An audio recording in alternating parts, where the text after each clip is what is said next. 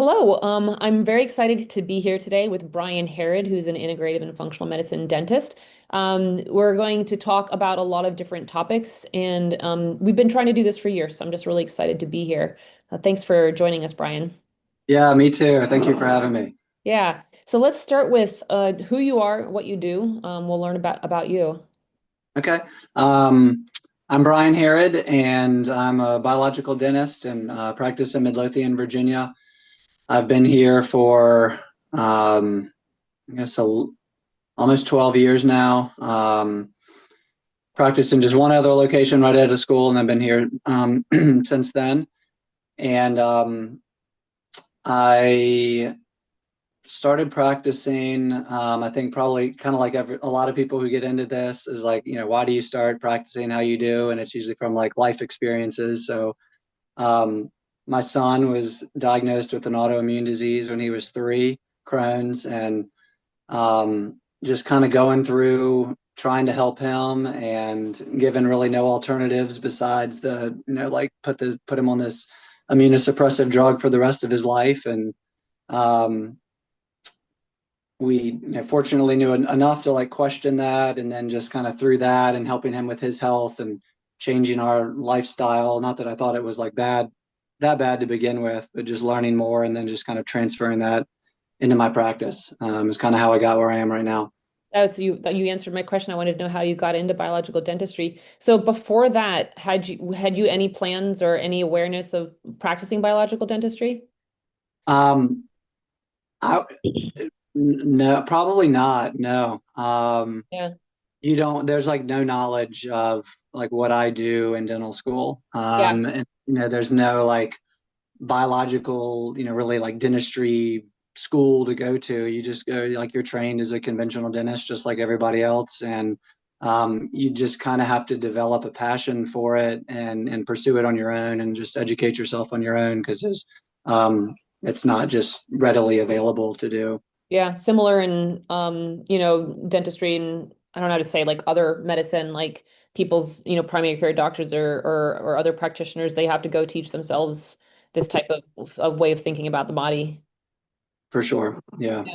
Yeah, and I can't remember how do we hear about each other? Because I think our connection with your son having Crohn's and, 30 years ago, I got into this because of my Crohn's. So I can't remember. Do you Yeah. remember how we got each other's? We've been talking for years.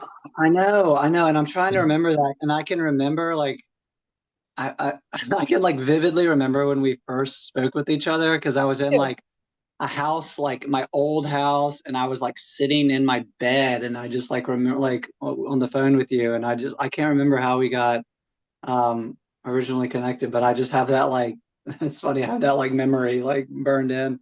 Me too. I just remember being so passionate about what your son was going through, and the fact that you were dealing with that and trying to find this new approach. And I specifically remember sitting and talk to you, but I can't remember quite what year it was or how we got connected. But yeah, how is your son doing?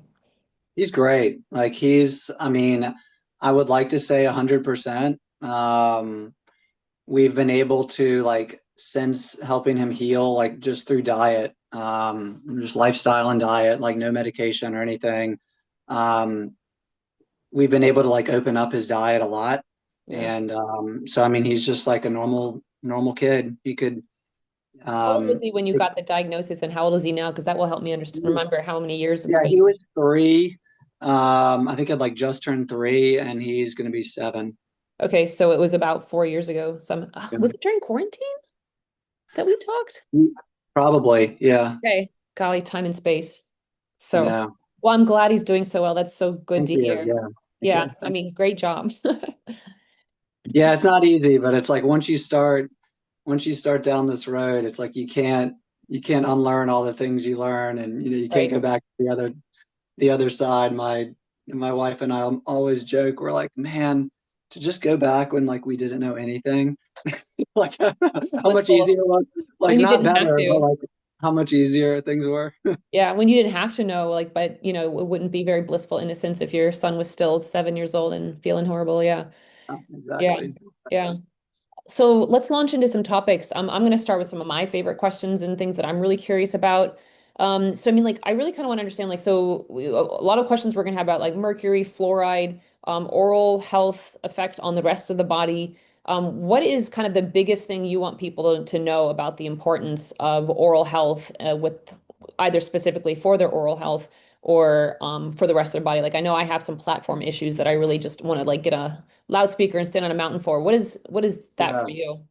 I mean, for me, it's just like really that they're connected. Like the mouth is part of the body and should be treated like that. And I think, like, unfortunately, with it's the general population, it's like there's a lack of knowledge and just kind of treat the mouth as like something separate that you don't, you like you brush your teeth and like that's kind of it. And even with like doctors and dentists, like I think there's still like this disconnect. And like as a dentist, I'm like just focused on like fixing this person's teeth and their gums and not like how those are part of their body and how those like relate to each other. And medicine, I think, is the same way. And it's just because I mean there's a lack of education in school still, I think. I mean, I think things are like maybe changing a little bit, but I mean, I had like very, very little. I mean, I maybe had like a 45-minute lecture on nutrition in dental school, which, at the time, like you're focused on all this other stuff that, you think is important and you really don't care at all about stuff like that. You're just like thinking about biochemistry. Yep. And so, I mean, I think that's the biggest thing is like there is a connection and it matters. And like what you put in your mouth goes to your gut and your gut controls everything. And so, yeah, I mean, I think it's just people recognizing that there's a connection. Yeah, that's important. I think the quote with it is about an hour of nutrition that doctors are given in medical school, and then held as the gatekeepers for all things health related. Whereas there are other practitioners who are better trained, or you'd have to go out and get that education yourself outside of it. Um, and what are some of the main areas of health outside of the mouth that is important to pay attention to for dental health? Like I know links about cardiovascular health. Yeah, yeah. Um, for sure. I mean, that's the one that's like really, I mean, it's it's how the oral microbiome relates to everything like in your Mhm. body. And so, as you know, like the microbiome is just this vast collection of microorganisms and bacteria and viruses and parasites. And it's just the interrelationship between all of these things that like control your body. And so like when you get this dysbiosis of the bacteria in your mouth, it can translate to other parts of your body and either have like a direct effect, like causes gum inflammation. So then these like pathogenic bacteria are getting into your bloodstream and going directly into like these atherosclerotic plaques that are causing patients to have like adverse cardiac events. Or more like indirect things like just inflammation in the mouth, releasing these like inflammatory cytokines that cause systemic inflammation, and then all of the like cascade of events that you're dealing with these patients that are just like chronically inflamed. Is there, I've never thought of this question before, so pardon if this is putting you on the spot. Like, of course, we're obsessed with the gut microbiome, the majority of the gut microbiome being in the large intestine or colon. Do you know of any like direct correlations or connections? Like I study gut microbiome dysbiosis, in the large intestine or SIBO in the small intestine. Do you know if there's any correlation with the oral microbiome with like dysbiosis or overgrowth or undergrowth or Yeah, something? for sure. I mean, it's like directly seeding the gut. I mean, everything you're putting in your mouth and all that bacteria, I mean, you're swallowing it, it's going Yeah. into your stomach. And I mean, it's I think it's directly related to the gut microbiome. Um, Not like quite as vast. I mean, the gut's like number one as far as like diversity, but the oral microbiome's right behind it. Yeah. And not to maybe jump out to the punchlines, but like what are the most important things people can do for their oral health, to protect both their oral health as well as the rest of their body?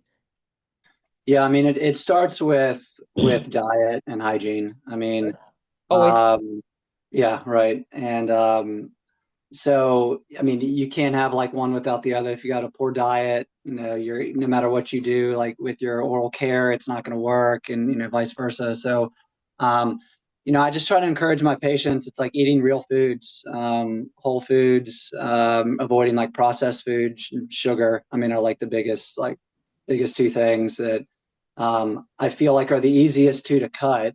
Like nutrition is so nuanced, and every person's different. Whether it's like this person needs like paleo or carnivore diet, or like whatever. Like the easiest thing is like get the processed food out, get the sugar out, and like a lot of people will just heal tremendously just from that.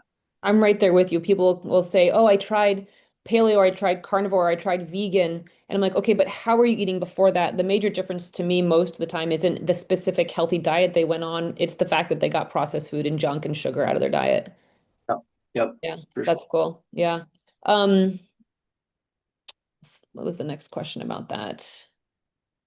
Uh, oh, I've had a lot of people ask, okay, I get a lot of cavities. I shouldn't say it out loud. I'm one of those lucky people who doesn't really get cavities very easily. And of course, I've eaten healthfully most of my life, but I know people who have great oral hygiene and Yeah. eat really well, and they still get a ton of cavities. So I'm curious about why and what to do about that. My my first question is mouth breathing. Like, do you mouth breathe? And like Hmm. almost always the patient will say yes. And then they're like, what? Like what? They've never been told that before. Um, because it just totally destroys the microbiome. You're allowing these like anaerobic pathogenic bacteria to propagate and just outweigh the beneficial bacteria in the mouth, and then you're creating this dry environment, which just allows those bacteria to either cause cavities or gum disease. Um, I mean, that's usually it. Sometimes especially it's like you look at a family, like, I see a lot of kids. And so, you'll have a family of all these children and, there's one kid that, everyone else is fine. They never had a cavity. And there's this one kid that like keeps getting cavities. And the mom's like, I don't know, like what else to do. Like our diet's good. And like, obviously like they're educated and, with like nutrition and their kids are eating well. And then it's like always like, well, do they mouth breathe? And they're like, well, yeah, that's like my mouth breathing kid. Um, so I feel like that's the biggest thing that I see. Some of it too is just like education and like oral care. Like I think that, unfortunately, I think like some people are just they're like in the dentist, they get their teeth cleaned and then they go home and there's not like a whole lot of like I shouldn't like paint a broad stroke, but like technique and how like the best ways to like manage care, but also a lot of people are being recommended like using like Listerine mouthwash and things that are just like destroying the microbiome. And then they're like wondering why, they keep getting cavities and their mouth's still dry. It's like, well, you're, switching with Listerine twice a day. Oh, so that leads to two good questions. Number one, can you tell me the mechanism why Listerine isn't good, what people should do instead of that? And then also, Yeah. like, it literally, I think it was last week, someone who was getting cavities, and I put them on, we've been doing all, of course, all of the diet and gut microbiome and other work, and I had them add a chewable oral probiotic Yep. specifically, and they went to Yep. the dentist, and I don't remember how long we've been treating, but they had cavities. So the two questions about one about what's the bad thing about Listerine, and also like when working on the oral mic, and I will go ask this person if they're a mouth breather, but like how long should we expect? Because that cavity was probably developing before I even started treating them. So Yeah. like, Yeah. how long should I expect to need to treat or to see improvements? And when Yeah. should I mean, I it's give up and try something else? definitely like, yeah, definitely like patient dependent. But I guess to go back to like the Listerine, it's like it's just wiping out all of the bacteria. So then, you're taking a patient that's already maybe has like chronic inflammation or like oral microbiome, and then you're just like clearing out everything. And then like those bad bacteria are the ones that are going to like start propagating first, Okay. more opportunistic. Um, and then your second question was, How long should we expect to need to before of cleaning up someone's gut and diet and I don't know, doing probiotics or maybe oral probiotics, if you even agree with that, before seeing a reduction in cavities? Because, maybe we didn't treat her long enough, or maybe I wasn't doing the right things. yeah, it's hard because I mean, yeah, oral probiotics for sure are something that I recommend doing. I mean, you can also get like prebiotic toothpaste to like pair along with that, which I like. Alternatives to Listerine would be like oil pulling, just Yeah, I was coconut gonna ask oil. if you think of oil pulling. Teaspoon of coconut oil, swish for like 5 minutes. You'll read like 20 minutes online, but that's not really. I don't Okay. think it's necessary. And it's like just kind of ridiculous. Like who's got Okay. 20 minutes to do From that? your authority, I can go down to 5. That's great. Yeah, five is good. So, I mean, yeah, because that's just like beneficial for the microbiome. It is like selectively targeting pathogenic bacteria. It's Ayurvedic. There's like a lot of benefits of oil pulling. Um, as far as like how long, it's tough to say because like decay usually in most patients it's a slow growing thing, but it's like if they've got multiple small cavities or like on the edge cavities on numerous teeth, it's like I wouldn't expect that you know just okay, well let's change all this stuff in like 6 months you're not going to have any cavities. I mean it can be like a year's thing, but it's like the trajectory is down. It's not like you're getting multiple cavities every time you're going to the dentist, but it's also like how's that being diagnosed, and is someone believe in remineralization and like willing to like give the patient a chance. Okay, like let's not just like jump and like drill on this tooth. Like let's try to remineralize it. There's definitely like a lot of gray in dentistry. It's not just like black and white as far as like diagnosing decay, Okay. especially Before like you on need a to drill. radiograph. Yeah, for sure. I did not know Um, that. That's really cool. oh Yeah, I mean, yeah, the yeah, same thing with the gut microbiome. People are like, well, I did a gut protocol and I took 3 months of probiotics. I should be good to go. And I always use the metaphor of like a rainforest of like, if you have a rainforest that's torn down or, been harmed, how long does it take for that rainforest to regenerate the synergy and complexity? Or even I just point out people's yards, like how long does it take to seed and reseed a yard before the yard is fully developed? So I appreciate that really obvious way of checking because, like, yeah, it takes a long time for the oral microbiome maybe to recover. The same as the gut microbiome, you have to allow it to synergize and heal. Does that sound accurate to yeah. you? Exactly. And then especially if you're going to be, try to be more conservative in your treatment planning, which I prefer to do. It's like, okay, well, I'm probably watching some of these like close to needing to be done cavities. And I always tell a patient, like I get a new patient in and like let's say we do need to do a few fillings, and then we're doing this like reboot of their microbiome and they're changing their diet and hygiene and they're coming to see me, like at their normal checkups. And I always tell them, I'm like from the beginning, I'm like, look, we're gonna do all this stuff and like you are going to get better, but like it's going to take time. And if you come back a year from now and like we take an x-ray and like I gotta like do a filling, like don't be discouraged because like that filling may have been like so close, and maybe a dentist would have like already drilled that thing out 5 years ago, three, however many years ago, like because it was really small. Don't be discouraged. Like we're going to get there, but we may have to, like clean up a little bit of the excess as we go along. This is such great information. It will help me really guide people to you and with their dentistry too. I didn't know that about needing the possibility of being able to wait. It helps to have that timeline of the work that we're doing. I mean, it is, yeah, and not to say that I'm right and someone else is wrong, but like there's definitely times where a second opinion can help because everyone has their different ideas of like treatment planning and when to intervention needs to be done. And once you drill a tooth, like you can't undrill a tooth. Yeah. So but then you're also taking into like patient risk when you're diagnosing things. Like if I have a patient that comes to me and they've got like 12 cavities, then like I'm Yeah. probably more inclined to do the one like maybe one where if it was by itself I'd probably leave it, but it's like right next to the one of like number 11 of 12 that I'm doing, then it's like, well, I'm probably going to do it because like history Yeah. shows that it probably is going to need to be done. I love that. An individualized, personalized approach. Yeah, yeah, Yeah. yeah, That's a great segue. Tell me all about remineralization because some of those questions, like people talk about how horrible fluoride is, and yeah, what are some alternatives to it? But I mean, to me, it's kind of like antibiotics, vaccines. It's kind of like it's not all or nothing. Like if polio, yeah. vaccines, yes, antibiotics saving lives, and also there are negative and downsides. And so, certainly we don't want people to have what was going on before fluoride. So like, tell me about remineralization. Tell me about your opinions, all those things. Yeah. What the Well, best of the all Florida's worlds. an interesting one because I'm going to go against like every dentist that ever graduated dental school and saying like I don't recommend fluoride. Okay, tell me Um, more.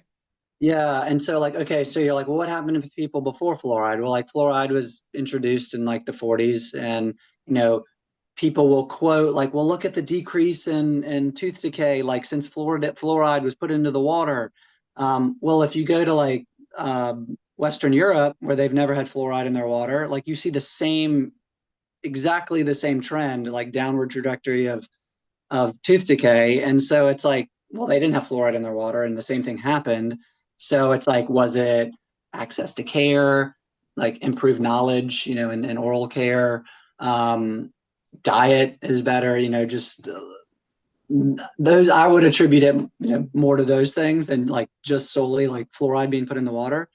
Are you a Also, Linus like, Pauling fluoride is person? fluoride's topical. Like it's affected. If fluoride, the way it works is like it's taken up into the tooth, into the enamel, and it forms like fluoroapatite, which is a more like acid resistant structure and helping like remineralize or strengthen the enamel.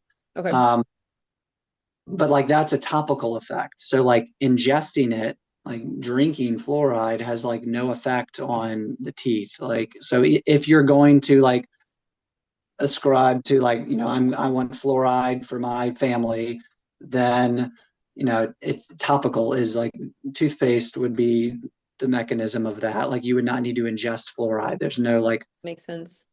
effect on developing teeth or anything like that to make them stronger. It's all fluoride. So also there's no control. Like so if you're drinking fluoridated water, there's no control over like the dosage of that. So a baby is getting the same amount of fluoride as an adult. And so, like a bottle fed baby is getting 300 times more fluoride than a breastfed baby. Mm-hmm. And so when you're, kind of like having no dosage, then, that kind of raises some concerns for me. What are your health concerns of ingesting fluoride? Yeah. Um, Because I know there's so controversy.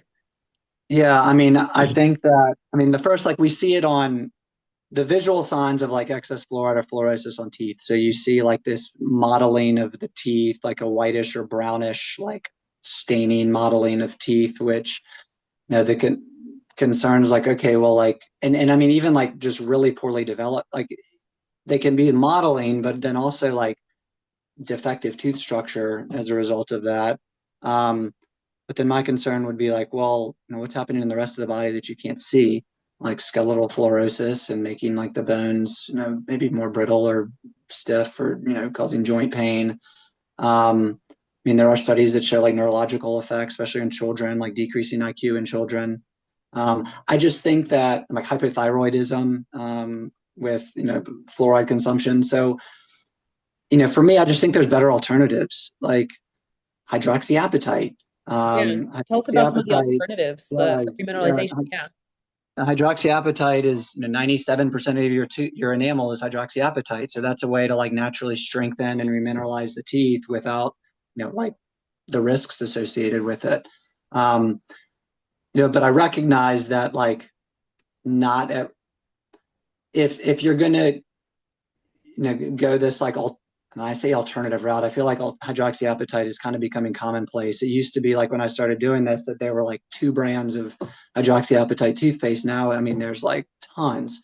Um, and so it makes my job harder because like moms are always coming in and they're asking, what about this brand for my kids? And what about this one? Have you heard of this one? And it's like, well, no, I got to go research that one because like, it's not. And so like, I think like generally a lot, well, I shouldn't say that, but um, many of them have like the same formulation of ingredients. Do you have a But favorite that also you like comfort? perhaps like you probably like we live in a society where like diet's different than it used to be. So like with all like the processed food and sugar and carbs and all of that, like if you want to live a holistic lifestyle, with like the products you're using, then like you kind of got to lead a holistic lifestyle with your diet and as well.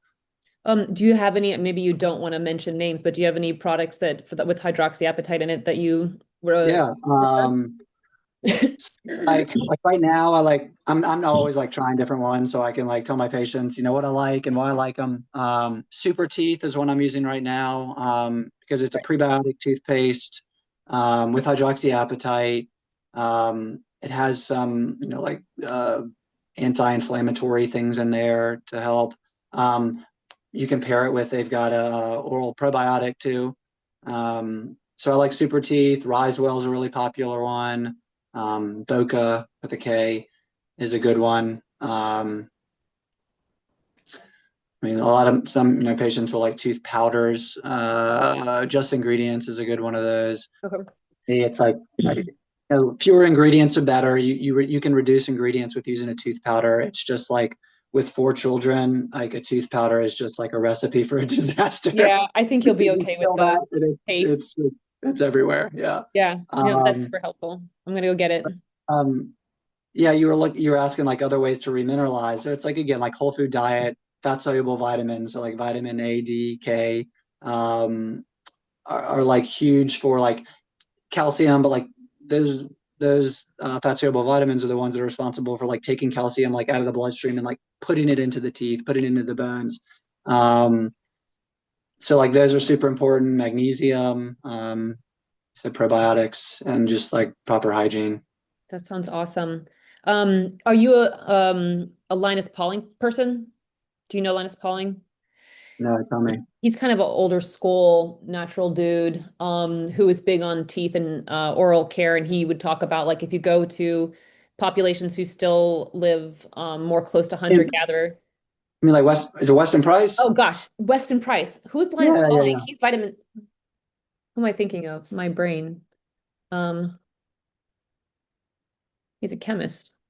Weston Price. Yeah, Yeah. yeah, Yeah, yeah. Are yeah, you a for Weston sure. Price Like person? um Weston Price, yeah, like I model a lot of my uh personal beliefs and recommendations through like his work. So yeah, Who's like to your your point, favorite? which is saying like Yeah, so he goes to these like ancestral populations that yeah. haven't been introduced to Western diet, and they have like zero access to care, and they're brushing their teeth with like sticks and roots, and they have zero tooth decay. um, they've no gum disease, no crowding of the teeth. They've got these huge wide mouths and healthy airways. They eat tons um, of fiber. They have to chew a ton.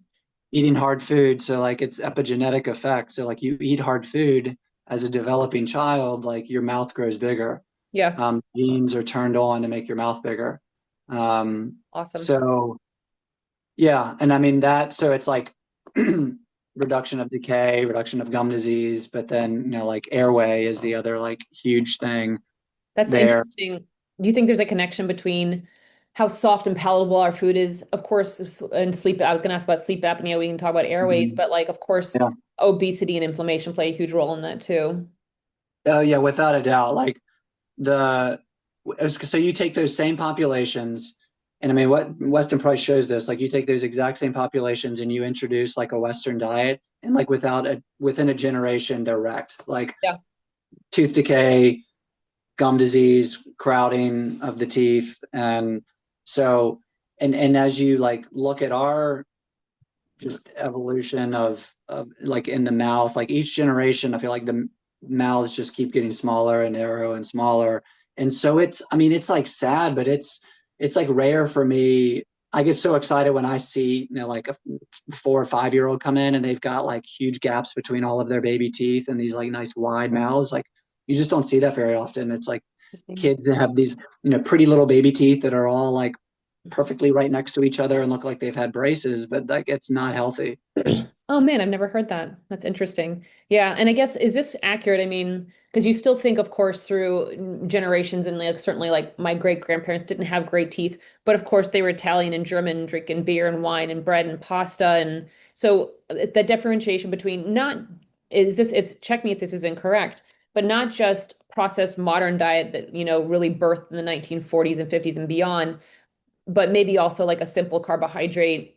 We're really talking about more hunter-gatherer type of diets that are protective. Is that accurate? Yeah, I mean, I guess the carbs that our ancestors were eating are different than the ones that we're eating right now. Um, but yeah, I would say that like hunter-gatherer Yeah. population where it's more like meat, Yeah. fats and meat, and like fibrous vegetables, that type of diet. Chewing on the bushes all day long. Yeah. So yeah, Yeah. awesome.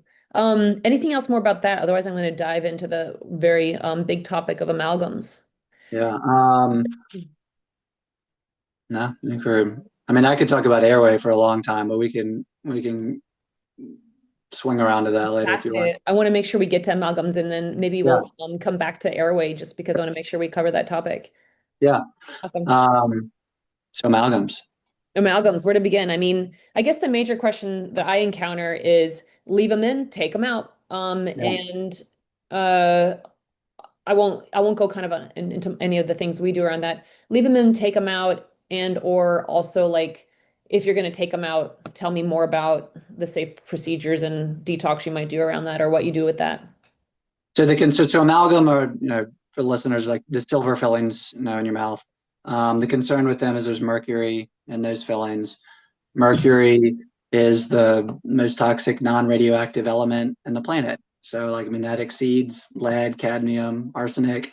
Um, so that's the concern with them. Mercury is fat soluble, so it's like easily stored in the like connective tissue and fatty tissues, and it has a very high affinity for sulfur amino acids, so they can like bind in the active site of enzymes and deactivate enzymes. And I think that's how like can cause issues like down the line. Like for instance, in the mitochondria, they're like binding to these enzymes and turning off, disrupting ATP production. So that's why you see, a lot of patients that are suffering from, mercury issues from like, whatever source that may be, have like brain fog or fatigue because like ATP production is being affected. So the I don't believe that like mercury belongs in the mouth or in the body.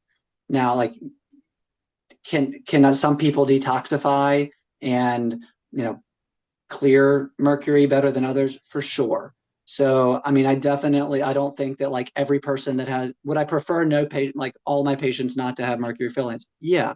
But like, do I think that every patient who has a mercury filling in their mouth, like, is going to suffer like an adverse health event? No. Just like anything, some people smoke their whole life and they live till they're 100. So it's not fair, but like some people just can detoxify better than others. Um, What but I about, do think that, oh, sorry. go ahead. What about in conventional dentistry? They say, of course, it's safe that it's not shedding, they say. It's not Yeah. getting into circulation, that it's safer to leave them in than to risk dislodging them and then creating more possible for contamination or yeah, ingestion. So Yeah. yeah, so that's kind of like So yeah. if you go like you can go on like YouTube, there's a I think it's called the smoking tooth, or like you search like mercury smoking tooth. But I mean they show how they're like under I think like an electron. I can't remember exactly like scientifically how they do it, but they're basically showing like how mercury off gases. And Yeah. so whether it's like being chewed on or heat or drilled on, like how it kind of like aerosolizes.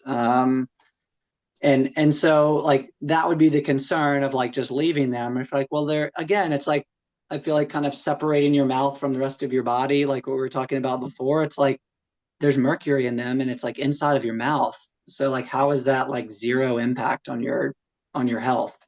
Um, but to your point is it is better to leave them than to just have them like drilled out without precaution, in my opinion.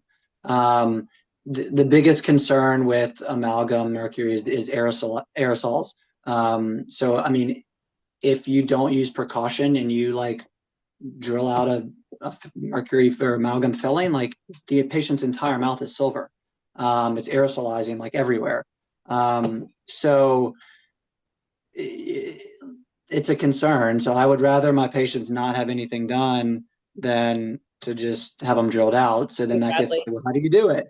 Yeah. Uh, so I use the SMART protocol. So it's safe mercury amalgam removal technique. So it's developed by the IAOMT, which is a group that I'm part of, International Academy of Oral and Medical Toxicology. And Awesome. you can get like certified to do the procedure this way, which I am. So you have to go through a lot of training to be certified to do it properly.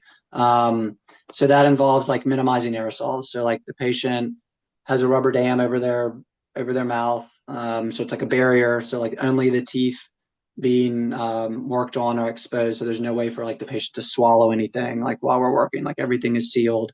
They're breathing supplemental oxygen. So like their nose is covered, breathing oxygen through their nose. The air they're breathing is not the air being generated like when we're drilling on the teeth.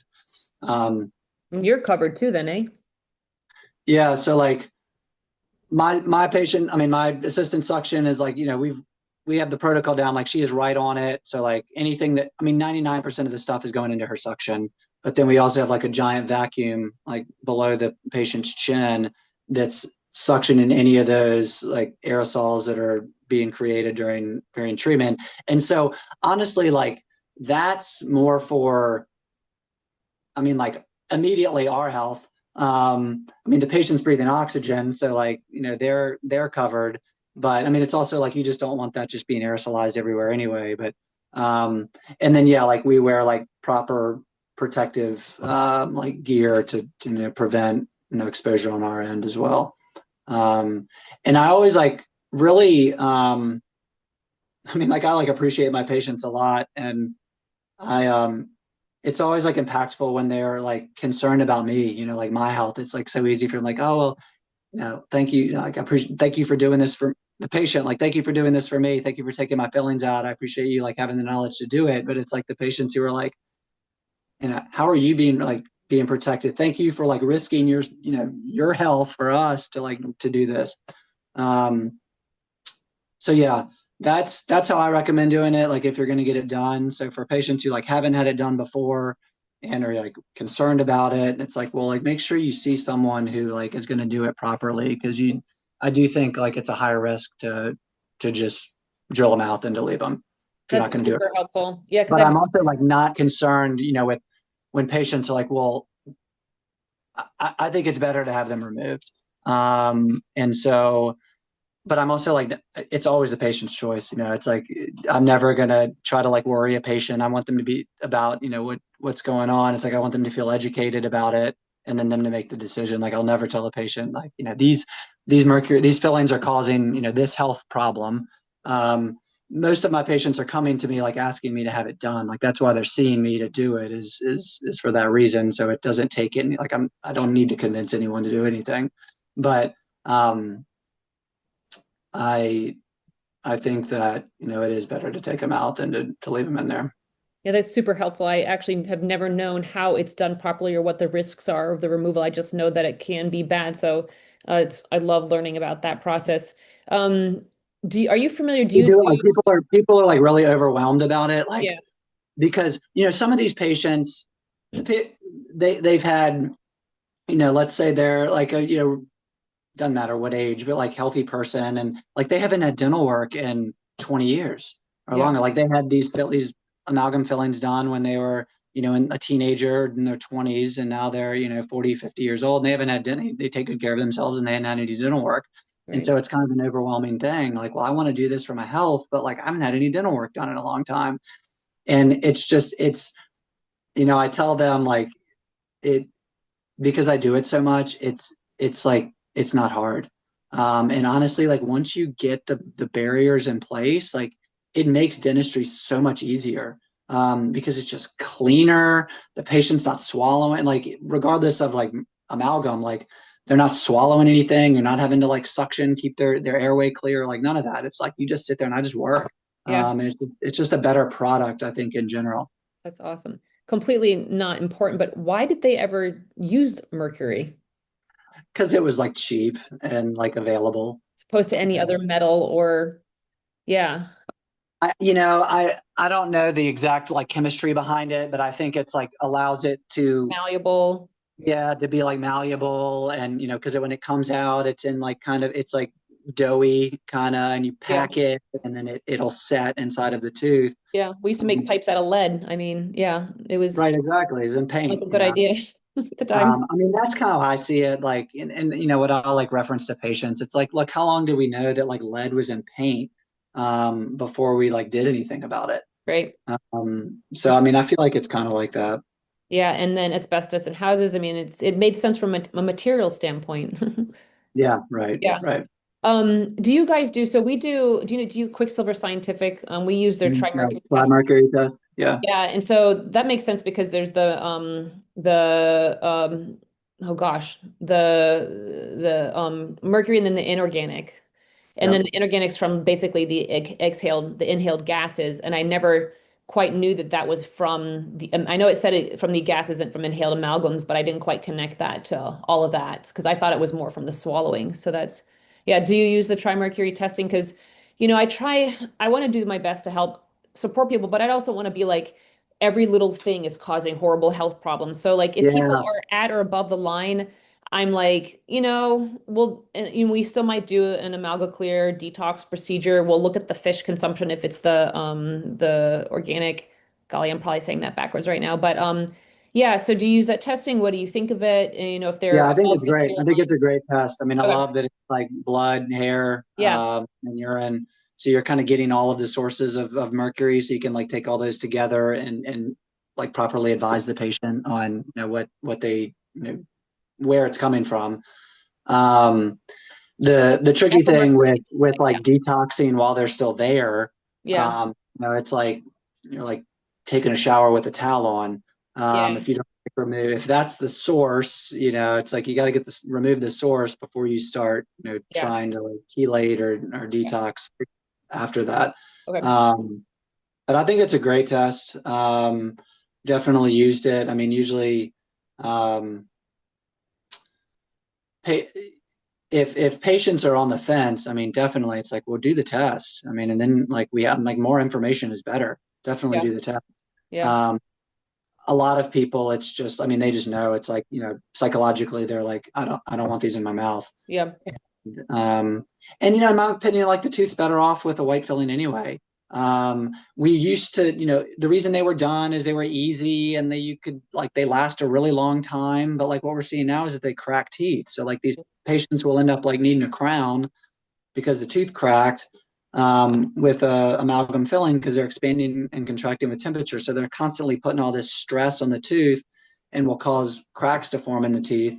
And then now the tooth breaks and it needs a crown when like maybe it could have just been fixed with a composite resin, a white filling, and be fine. yeah. So methyl mercury and inorganic mercury. Sorry, I can see the picture. I can see the test. MEHG, methyl mercury. That's the Yeah. fish. Inorganic. That's the off gassed. And yeah, amalgam. So okay, just had to stick that in there. Okay, awesome. Let's. Do you want to speak, just for time's sake, more? Can you address zirconium versus titanium implants, and then we'll finish up with more of your passion for airway health. Yeah, sure. We can do that. Um, yeah, so like 99% of implants in the world are titanium. Um, so although I think that ceramics are like a better option, so zirconia is like what a ceramic implant is made of zirconia. So do I think it's better? Do I recommend it? Yes. Would I get one for myself? Yes. But just like anything, are there patients that can get titanium implants and have titanium implants and are, I think not negatively impacted like longevity and overall health? Sure. Yeah. I definitely like it's a different thing than like a filling that has mercury in it. Like having a titanium implant is like yes, it's a metal, but it's like a much different thing. Um, it's generally like more accepted by the body. So the issues with potential issues with titanium would be like corrosion, like metal ions being released into the soft tissue and then either like directly causing inflammation or like causing systemic inflammation, like down the line. Um, and so the if sometimes like a titanium implant fails, and I used to say, and I think like patients are frequently told like we don't know why. Like it just like everything looked great. We don't know why it failed. And like perhaps those are the people that their body is just like rejects it, or they're having like an adverse response to the metal that's being placed with the implant. Um, I've heard of things like with metal and acting as like antennas and things like that with like EMF, and that kind of like gets out into like subjects that I don't really like, usually reference. I kind of try to stick to the more like things that I can like really see clinical research on. Um, And so I just think like um, the biocompatibility of like a zirconia implant is is good and is better.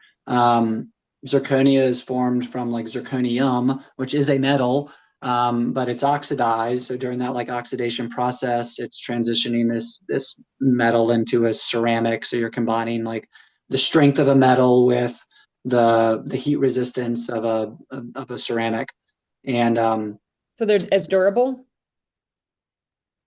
I would say I okay, so that'll get to the negative. Let me like finish the Yeah, positives yeah, and then I'll tell you about like the negatives yeah. because I I'm sorry, your like screen tilted. I'm sorry. You're good. Um, so like a ceramic implant is bioinert. It's not going to corrode or migrate to other parts of the body and cause inflammation. It's hypoallergenic. They are strong and durable, and like just the tissue response, like the gum response, is just better. I Yeah, mean, the gums are pink. It looks like the tooth is like growing out of the gum. yeah, With a titanium implant, like you can do them and do them well and restore them well, but it's like a dentist can look at it and like that's an implant. I mean, with like proper placement and like a restoration on a ceramic implant, um, like you just like can't even tell. Like the tissue actually like it likes gums like zirconia and they'll like kind of grow up around it and kind of like vacuum seal around it. So I mean it looks like a tooth. It's resistant to plaque accumulation. So I just think like long term they're healthier. And just more aesthetic. Like you don't have like some patients will complain with like metal implants, like the titanium, you'll see like a little grain at the gum line. You just like don't get any of that. But with ceramics, like the issue is like they just haven't been around as long. So there's fewer dentists doing them. So if you like, let's say you have a dentist, like someone sees me and we like do a ceramic implant on them and then they move somewhere else and there's no dentist around that like knows how to deal with it. Like if something happens, then like it's kind of an issue because you're stuck and you're having to like travel a long distance to try to find someone who like knows how to deal with a ceramic implant because it is like a much more like technique sensitive thing. hmm. Um, and then because they're new, like longevity, I'm not concerned about it, but we just don't know. Like Okay. we've been doing titanium implants since like 1965. And Hmm. so we know like we know that they work. We know like that they can last a long time. And like we know like how they fail, like what happens when they fail and like how to fix them if they start to fail. Versus with ceramics, like they were only introduced in the United States in like 2019. Been doing much longer like in Europe, but like in the United States, like so that's not like a long time. So when patients like, how long is this going to last? I'm like, well, I don't know. I've never had one fail, but Yeah, it's like they haven't been around as long. So I don't think like a patient is taking a risk, but if someone like I would get one for sure, but like I just think they're better. And it's like if it fails, I'm like, well, I try to do what I think is best. yeah, Um, but for a patient who's like on the fence and they're like, well, I like just want something that like I know is going to be like more reliable.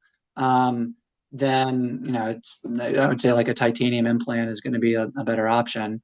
hmm. Um, from a dentist, I mean, I still like my patients like we have a long discussion about like the pros and cons and like reasons why I would do it. And I mean, I tell them like, I would do a ceramic, but like just to feel like the reasons I've told you. But um, if they're still like on the fence about it, we can do biocompatibility testing. So we can do a blood test to like determine if their body is reactive to titanium and the What's test that that I test? do Yeah. the test so a biocompatibility test, biocomp is the lab I use, but it basically it's like an antibody antigen reaction and it'll tell you like is your body reactive to all of these different dental materials. So I mean it's like a 50-page report that will list out like brand names of like every dental material on the market basically and and uh list like is it like high, medium, low reactivity. And so if a patient is like on the fence about a titanium implant, like we could do a test and say like, okay, well, like this exact implant shows low reactivity. So like if you feel comfortable doing that, then let's do a titanium implant. Um, Many of my patients like want to do that, and like they may go that route. I still have like plenty who are just like, nah, like doesn't matter what it says. Like I want a ceramic implant. And so I'm saying, okay, great, let's do it. So, not to digress, but what do you is that test useful for titanium? So, personally, I actually just broke a bunch of ribs and got titanium.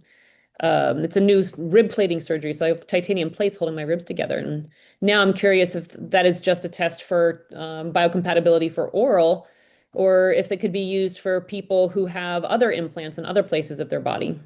My understanding that it is just from oral.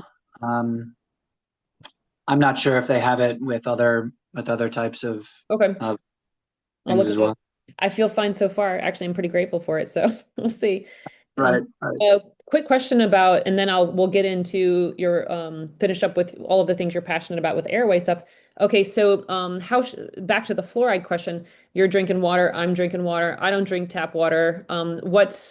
I mean, what? First of all, people just what's the easiest thing? Does a simple like Brita filter get out the fluoride? Or what do they need to do No. to protect themselves if they don't want to be drinking? I mean, I think that's the simplest one that I know of is a Berkey filter, Okay, but it those are doesn't not get out too all the simple. Yeah, fluoride. Yeah, so it yeah, doesn't get out all the fluoride. I mean, I think it's like 99.9% or something like that. So you know, it's like yeah. retarded, but you can buy like a fluoride like adapter to it. I mean, a reverse osmosis filter will get it. What do you think about reverse osmosis? I mean, not like we're getting minerals in our regular water, but I tell people, let me know what you think about this, especially for teeth. You would want to add some trace minerals back into reverse Yeah, osmosis water. Okay. yeah, yeah. Okay. Awesome. All right. Airway health. So why are you so passionate about it? What do we need to know? I didn't know to be so concerned about my airway health. Yeah, yeah. Well, probably because like it's just something that I see. It's so I think undereducated in like in dentistry for sure. Medicine, yes. Um, where people aren't, I mean, it's just the same deal from like your first question. Like, what do you want people to know? It's like, well, that there is a connection. And so like the size of your mouth, your maxilla especially like dictates the size of your airway.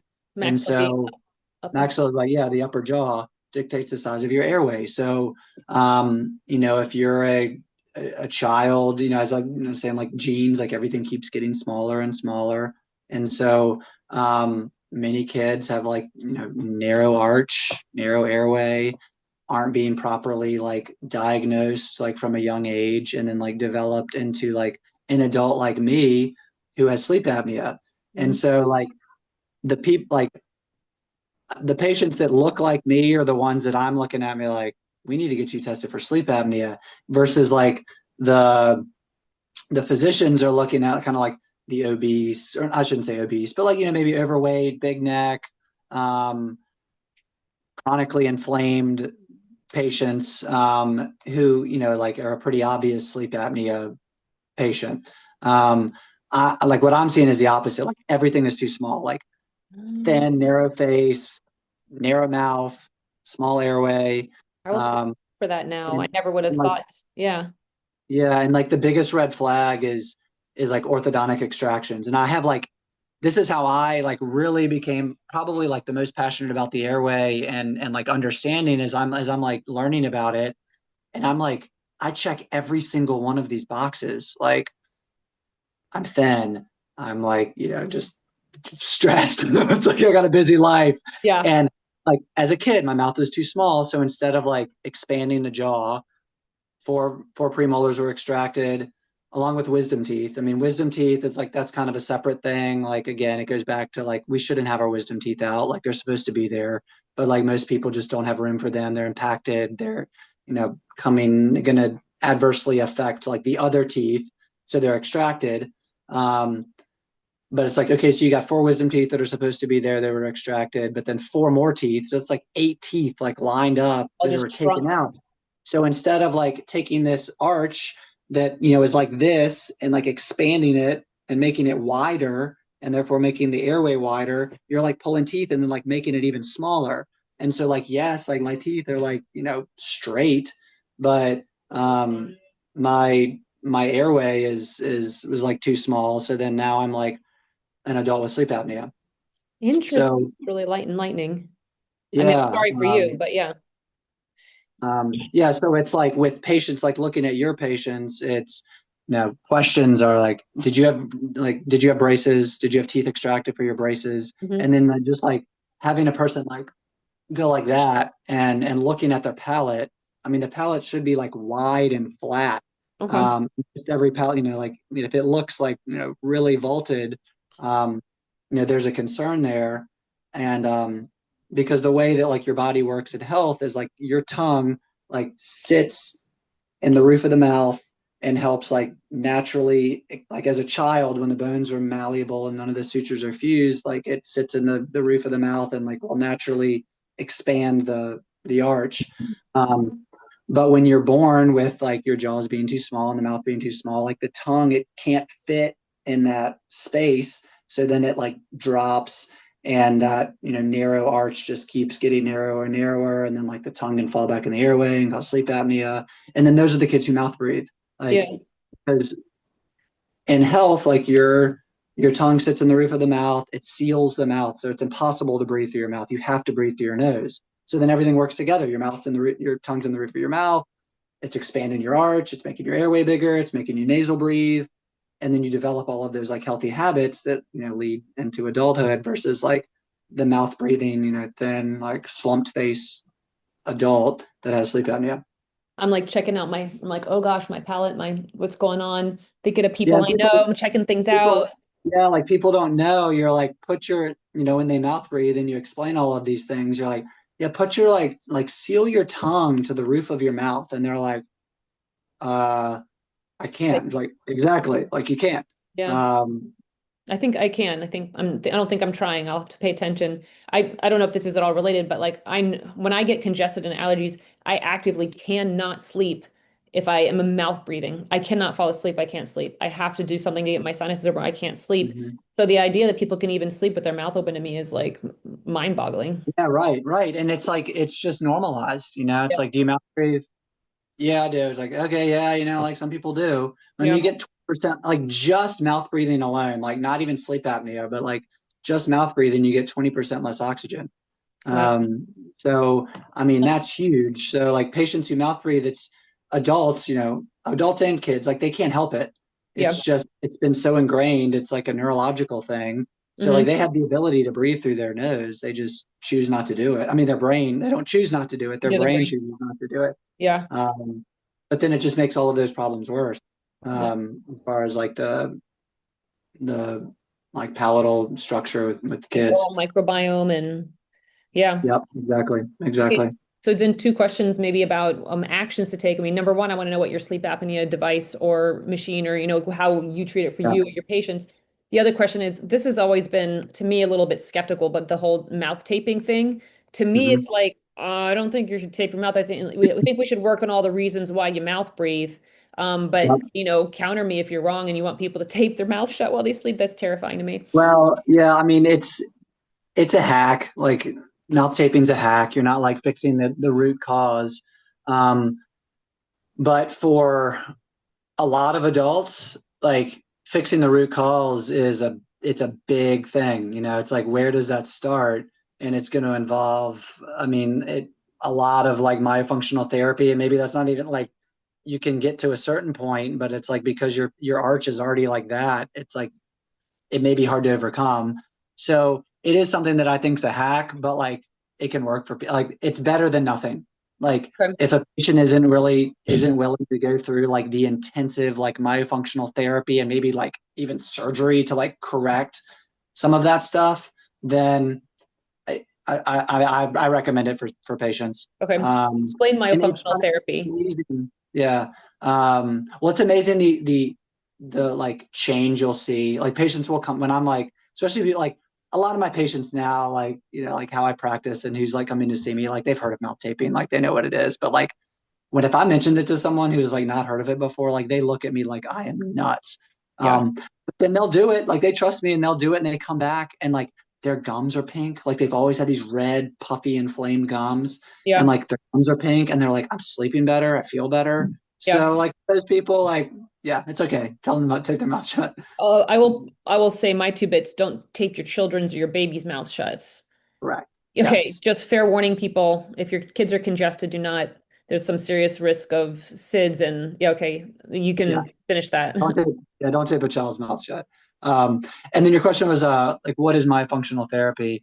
Um, my functional therapy is like physical therapy for the face and mouth and tongue um, and so there are like specialists who do this and like very well trained and like the things that we've talked about, like proper tongue posture, tongue ties, and like breathing. And so it's like trying to train kids, adults, but like we do it mostly with kids, on like how to breathe properly, how to position the tongue properly, exercises to do in the mouth to strengthen the mouth, um, and the muscles to help like facilitate a healthy airway.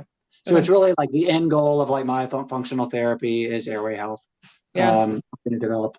Yeah, There's no devices or jaw devices to sleep with to help or to expand or mold or anything. there are.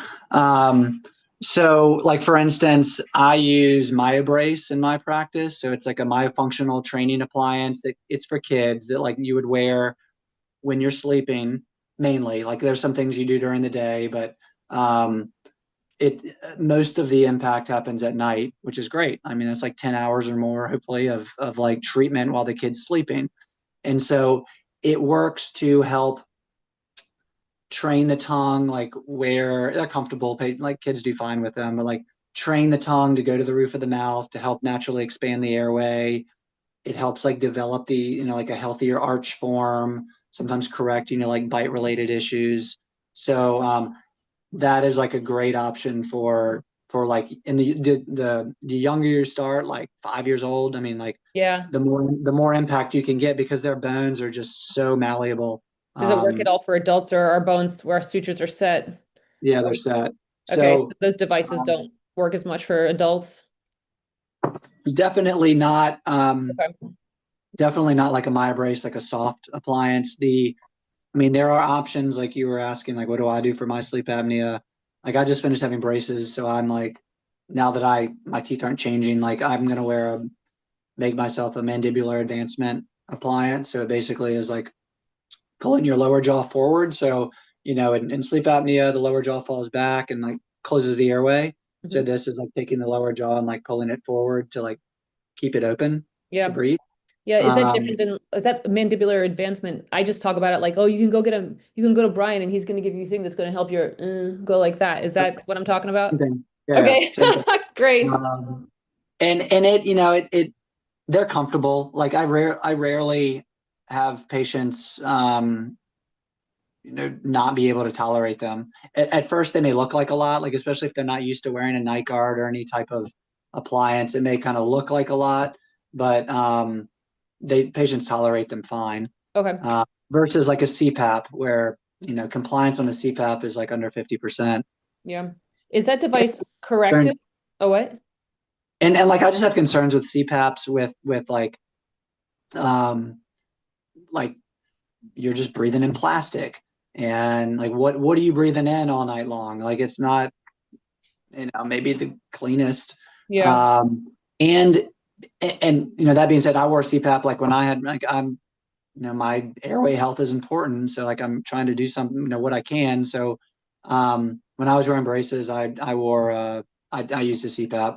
Yeah. Because um sleeping and having but sleep then it's apnea like, is are you bad. actually like, yes, maybe you're not having apnea, but because you're having like air blown down your throat, like are you waking up, every so often and not getting into like deep REM sleep just from the, the CPAP itself?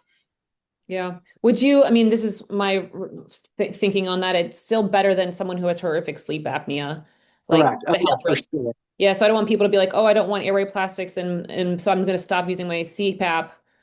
Oh yeah, for Okay. sure. Okay. It is better. I was like in comparing like a CPAP to an oral appliance. Okay. If they can use Um, oral appliance, yeah, if they get can the use same an oral results. appliance, because I used to tell patients like get like, I think you may have sleep apnea, get a sleep study.